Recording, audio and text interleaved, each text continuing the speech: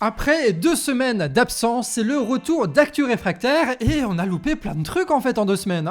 Entre Macron qui veut faire un référendum, la situation à Mayotte, les derniers mensonges d'État en Martinique et Borne qui se fait ridiculiser à la télévision. Le 23 novembre, chez nos confrères de France 2, vous disiez la chose suivante: si le budget de la sécurité sociale n'est pas adopté, il n'y a plus aucune solution, votre carte vitale ne marche plus, il n'y a plus de retraite. Est-ce qu'elle fonctionne, votre carte vitale, aujourd'hui ?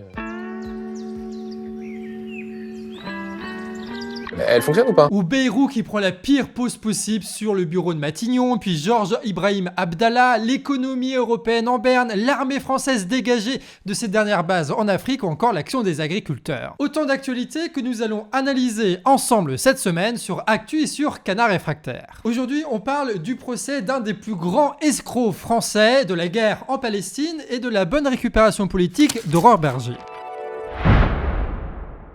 On va commencer cette année par une bonne nouvelle, ça fait du bien. Nicolas Sarkozy, l'ancien président de l'État français, a enfin été condamné par la Cour de cassation, ce qui fait qu'il est officiellement un délinquant. Ça fait plus de 10 ans qu'une enquête a été ouverte sur Sarko pour corruption et association de malfaiteurs. Et ça, c'est à cause de sa campagne de 2007 qui aurait été financée par le régime de Kadhafi en Libye. Mais les aventures judiciaires ne sont pas encore terminées puisque les prochaines étapes, ça se passera au tribunal. Des portes du tribunal que Sarko a ouvert ce matin, mais ce n'est pas parce que c'est un délinquant officiellement qu'il n'a pas des potes qui sont prêts à le défendre, notamment sur LCI. Ça, c'est la chaîne télé d'information là, de TF1, tu vois. Du coup, la chaîne télé a organisé un énorme plateau avec plein d'intervenants pour défendre ce délinquant au col blanc. Il se trouve que c'est quelqu'un pour qui j'ai beaucoup d'amitié et une vraie loyauté. Donc voilà.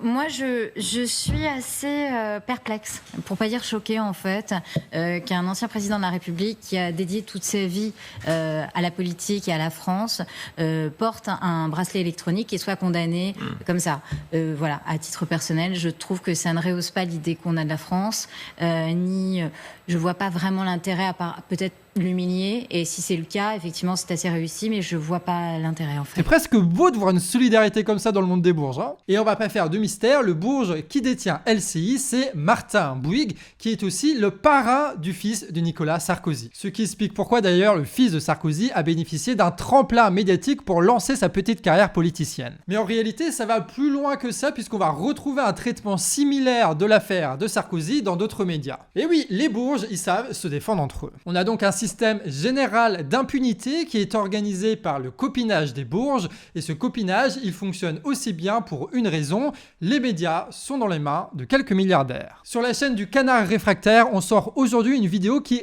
récapitule tous les liens entre Sarkozy et les médias. Et le 8 janvier, vous aurez carrément un film réalisé par Mediapart qui revient sur toute l'affaire libyenne. Et pour faire le boulot là sur Actu, sur Canard Réfractaire, nous on vit que de vos dons mensuels, pas d'État, pas de milliardaires, donc n'hésite pas à nous soutenir via un don régulier sur Tipeee. Et après, ce sera nous qui nous occuperons de la télé sur LCI. Ils ont une grande tour TF1 à côté du Parc des Princes, là, je sais pas si on va pas faire ça, ça va être terrible. Et on passe maintenant à l'actualité de la guerre en Palestine.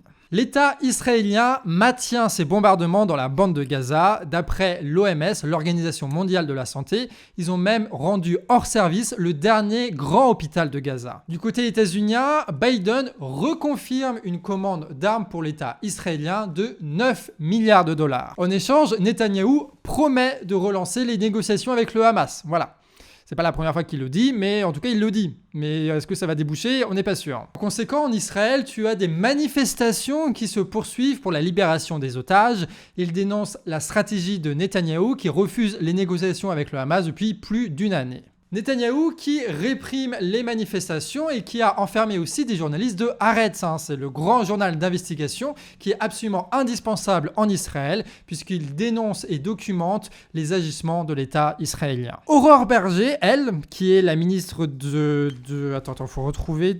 Alors, Aurore Berger... alors oui, il y a un truc dans cette histoire. Donc, Aurore Berger, elle a été recasée dans le ministère fantôme de l'égalité homme-femme. Voilà, donc ils font rien, mais ils encaissent des sous, quoi, globalement. Et du coup, elle est passée à la télévision et elle s'est dit, tiens, on va essayer de récupérer ce qui se passe en Palestine pour restreindre encore plus les libertés en France. Et moi, je pense qu'on a un chantier prioritaire qui est la question éducative et surtout la question de l'université.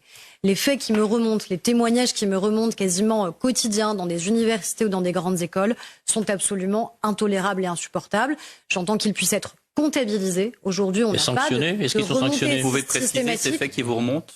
Les faits qui me remontent, c'est des insultes, c'est des tentatives d'intimidation, c'est des étudiants qui sont empêchés d'aller en cours, c'est des étudiants qui passent un examen et qui vont entendre scander juste à côté d'eux des slogans absolument insupportables. C'est le sentiment de solitude absolue d'étudiants qui me disent que quand ils arrivent en amphi, personne ne se met à côté d'eux parce qu'ils sont juifs. Donc c'est un manque de courage aussi. C'est un manque de courage de la part des autres étudiants. Moi, ça me serait pas venu à l'idée. Enfin, je sais pas, il y a quand même quelque chose qui devrait interpeller collectivement. Depuis quand, parce qu'on est juif, on aurait une cible dans le dos? On oublie quand même que le point de départ... Depuis quelques années, en fait. Oui, mais on oublie que le point de départ, ce sont des attentats commis à l'encontre des juifs.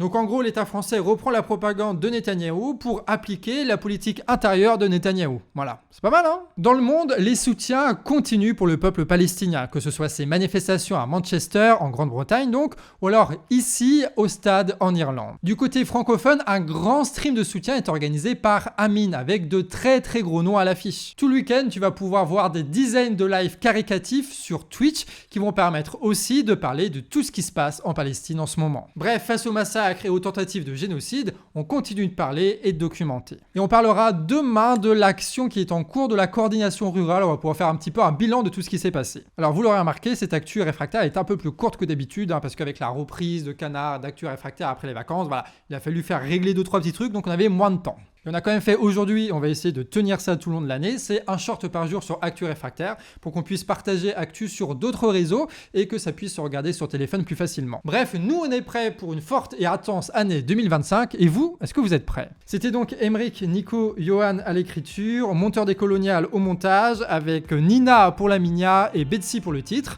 Voilà, toute cette équipe là pour cette Actu et on va faire ça tout le long de l'année. Sur ce, des bisous et à la prochaine.